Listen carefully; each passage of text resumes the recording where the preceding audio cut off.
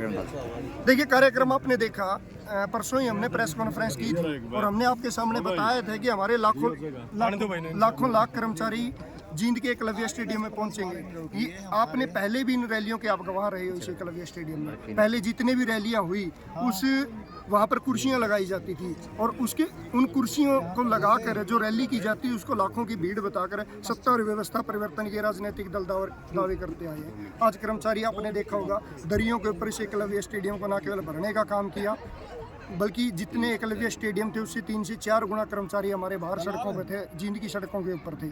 और जितने आज आपने ये भी देखा होगा रिकॉर्ड तोड़ हमारी महिला कर्मचारी, हमारी बहनें आज इस आंदोलन का शरीक बनी है। तो ये एक संदेश सरकार को हमने दिया है कि जिस कर्मचारी वर्ग को आप वोट बैंक नहीं मानते वो कर्मचारी, उसका परिवार, उसके नाते रिश्तेदार तमाम उनके साथ, उनके ओपीएस आंदोलन में उनके साथ खड़े। विपक्ष से कौन से नेताओं ने समर्थन दिया आपको? देखिए, विपक्ष के हमारे कई नेताओं ने समर्थन किया और मैं तो हमेशा एक बात कहता हूँ कि किसी भी लोकतंत्र में 2 कड़ियाँ, एक सत्ता पक्ष एक विपक्ष।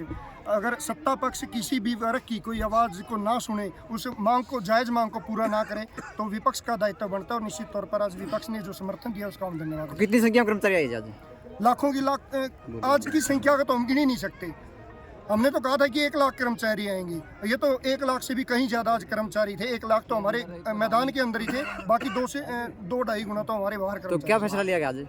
आज हमारा फैसला है कि बजट सत्र के अंदर, बजट सत्र तक का हमने सरकार को समय दिया है। अगर सरकार बजट सत्र में पुरानी पेंशन को बहाल नहीं करती, निश्चित तौर पर हरियाणा प्रदेश का एक कर्मचारी वोट फॉर ओपीएस की मुहिम चलाने का काम करेगा और सड़कों के ऊपर होगा। आपने अभी वोट फॉर ओपीएस कहा है और दीपेंद्र हुड्डा ने आप ही के मंच से खुले तौर पे कहा कि उनकी सरकार बनती है तो ओपीएस को लागू किया जाएगा। तो क्या माना जाए कि कर्मचारी कांग्रेस की तरफ जा रहा है? देखिए, हमने तो आप ही के मंच से मतलब अनाउंसमेंट हुआ। हरियाणा का सारा कर्मचारी धारीवाल जी के। देखिए, हमने अभी आपको एक बात कही है कि विपक्ष का दायित्व बनता है कि वो किसी भी जिस मुद्दे को सरकार नहीं सुन रही उस मुद्दे को उठाने का काम करे। अगर सरकार उस मुद्दे को पूरा नहीं कर रही तो विपक्ष, अगर उनकी सरकार बनती है तो उसको पूरा करने का काम करे। तो दीपेंद्र हुड्डा जी हैं या जिन भी नेताओं ने आज समर्थन दिया, निश्चित तौर पर उन्होंने अपने विपक्ष का दायित्व निभाने का काम किया।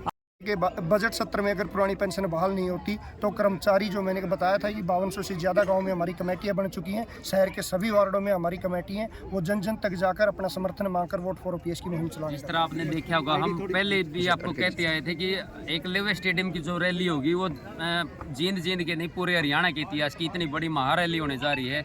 जैसा आपने आज देखा भी है कि जिस तरह एकलव्य स्टेडियम पूरा खचाखच भरने के बाद 3 से 4 गुना तक कर्मचारी आप सड़कों पर देख रहे थे। पूरे जींद को जाम कर रखा था।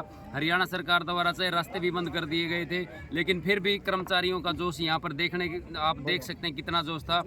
यहाँ पर हमारे पेंशन आंदोलन को समर्थन देने के लिए आपने देखा होगा कि सभी सामाजिक संगठन, छात्र संगठन, हमारे सभी कर्मचारी संगठन, जितने भी कर्मचारी संगठन यूनियन काम कर रही हैं, उन्होंने हमें पूरा समर्थन दिया है और स्पष्ट कहा है कि पेंशन वाली संघर्ष समिति जब तक पेंशन बहाल नहीं होते जो भी आंदोलन देगी, पेंशन वाली संघर्ष समिति के साथ ही सभी संगठन रहेंगे। क्या नाम है? अनूप लाठर, प्रदेश वरिष्ठ उपाध्यक्ष, पेंशन वाली संघर्ष समिति हरियाणा।